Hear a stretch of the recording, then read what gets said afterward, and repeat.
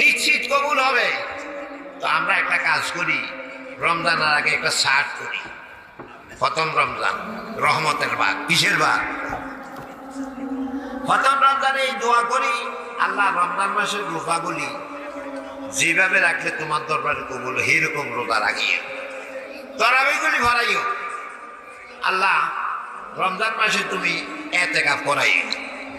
রমজান মাসে সবে কদর কোন দিন যায় তুমি আমাদের দিল্লির মধ্যে ঢেলে দিও। রমজান মাসে যত যত ভালো কাজ সব দিকে আমরা জানিও না, করিও না, আল্লাহ ভাগ্য জানে। আল্লাহ তুমি মেহরবানি করে আমাদের সব ভালো কাজ জানাইয়া দিও, করাইয়া দিও। প্রথম রোজাতে এই দোয়াটাই করো, তো বাকি রমজানের কাজগুলি সহজ হয়ে যাবে।